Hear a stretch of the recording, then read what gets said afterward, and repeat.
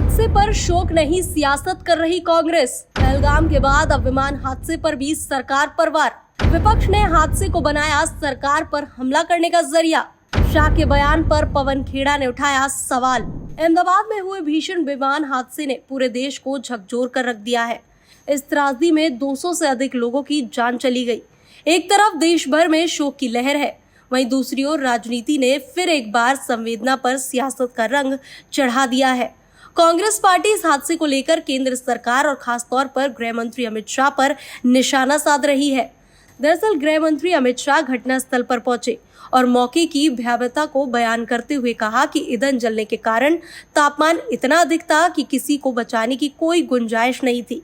लेकिन कांग्रेस को उनका ये बयान रास नहीं आया। पहले आप गृह मंत्री अमित शाह का पूरा बयान सुनिए, उसके बाद कांग्रेस की इस मुद्दे पर राजनीति भी दिखाते हैं। मगर जो यात्री बचा है उसको मैं मिलकर आया हूं। घटना के तुरंत बाद गुजरात सरकार ने बहुत त्वरा से डिजास्टर मैनेजमेंट की सारी इकाइयों को अलर्ट करते हुए, चाहे हेल्थ डिपार्टमेंट जो हो, चाहे फायर ब्रिगेड हो, चाहे पुलिस विभाग हो, भारत सरकार की भी सीएपीएफ को संपर्क कर सभी ने एक साथ मिलकर राहत और बचाव का कार्य चालू किया।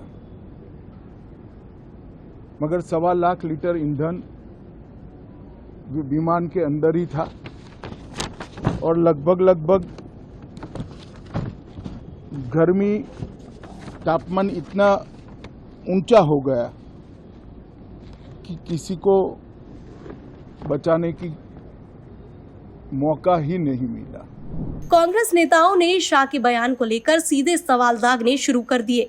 कांग्रेस के मीडिया विभाग के प्रमुख पवन खेड़ा ने शाह के बयान के वीडियो की एक छोटी सी क्लिप सोशल मीडिया पर साझा की, जिसको लेकर उन्होंने लिखा कि जब एक विमान दुर्घटनाग्रस्त हो गया और लोगों की मौत हो गई तो गृह मंत्री कम से कम जवाबदेही का वादा कर सकते हैं, न कि भाग्य पर व्याख्यान दे।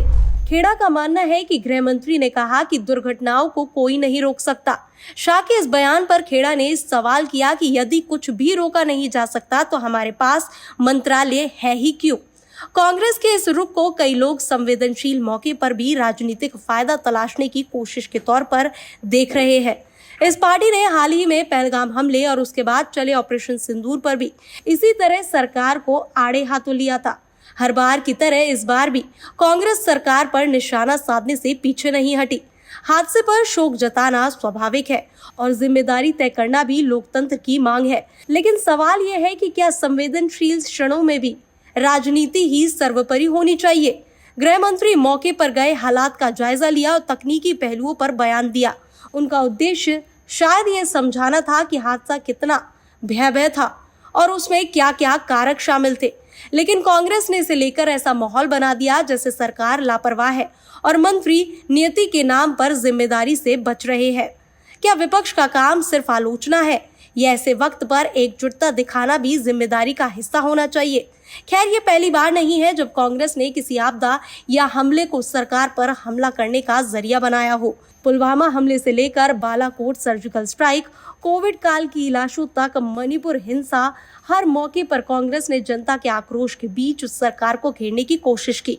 अब विमान हादसे जैसी राष्ट्रीय त्रासदी पर भी विपक्षी राजनीति का ये स्वरूप फिर दोहराया जा रहा है।